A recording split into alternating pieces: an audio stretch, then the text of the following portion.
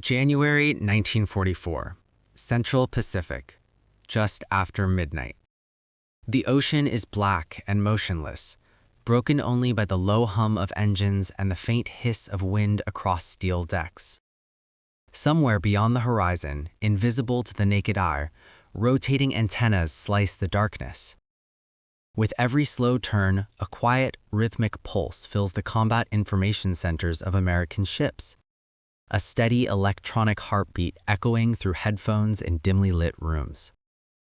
It is the sound of radar, measuring the night itself. For Japanese naval and air commanders, night had always been an ally. Darkness meant concealment, surprise, and survival.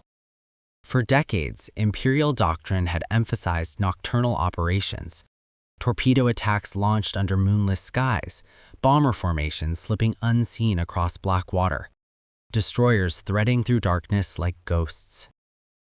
The Pacific night was expected to blind the enemy, but by early 1944, that belief was about to collapse.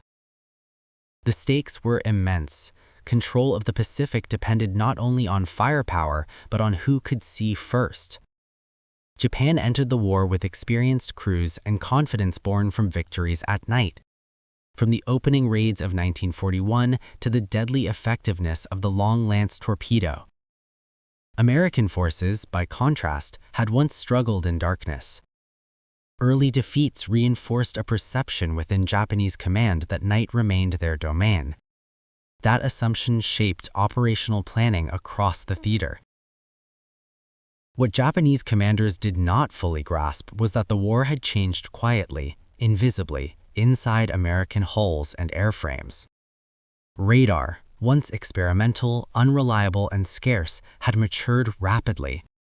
By 1943, the U.S. Navy had integrated surface search radar, air search radar, and fire control radar into a single operational system. Destroyers, cruisers, carriers, and even submarines were linked by a web of electronic awareness that did not sleep. The expectation on the Japanese side remained rooted in human senses, eyesight, sound, intuition. Pilots trusted the darkness to hide their approach. Naval officers relied on visual contact and flares.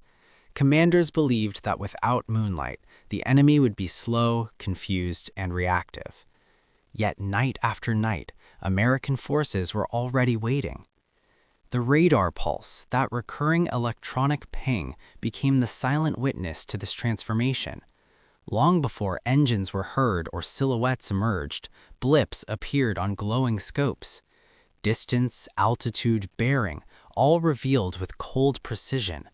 Incoming aircraft could be tracked across hundreds of miles. Torpedo bombers were intercepted before release. Surface ships were targeted without visual contact. Documented battle reports reveal the shock this produced.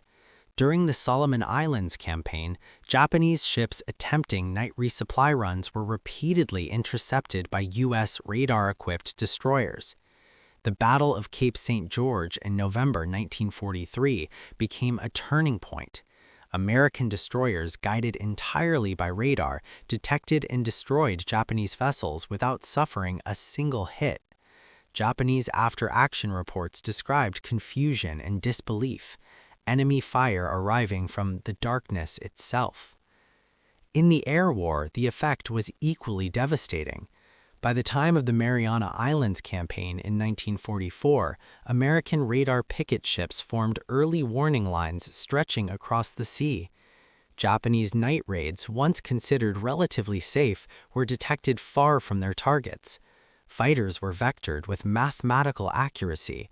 Anti-aircraft fire was adjusted using radar tracking rather than eyesight. One recurring sound followed these encounters: the steady ping of radar returns. For American operators, it was reassurance, control, certainty. For Japanese crews, it was something they never heard directly, yet felt everywhere. Attacks anticipated, ambushes reversed, surprise denied. Darkness no longer meant invisibility. Historical records from Japanese command circles show a gradual, painful realization. Admiral Mitomi Ugaki later wrote of the growing impossibility of surprise, noting that the enemy seems to know our movements before we begin. Pilots spoke of encountering fighters immediately upon arrival, regardless of weather or moonlight. Night ceased to function as protection. It became merely another environment the Americans had mastered. This realization forced a transformation in perception. Radar was not just a tool, it symbolized an industrial and scientific advantage that Japan could not easily replicate. While Japan possessed radar technology, shortages, limited production, and inconsistent deployment prevented effective parity. American abundance of electronics, trained operators, replacement parts, and fuel sustained constant radar coverage. The ping never stopped. That sound came to represent something larger than detection.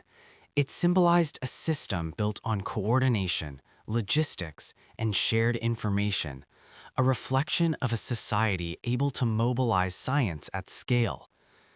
Where Japanese doctrine emphasized individual skill and daring, American warfare increasingly relied on networks, redundancy, and data. Radar was democracy made visible in war. Many minds connected, decisions distributed, knowledge shared across ships and squadrons. As the war progressed, Japanese commanders adopted tactically but could not escape the strategic reality. Night attacks grew rarer, losses mounted. Crews flew knowing detection was likely.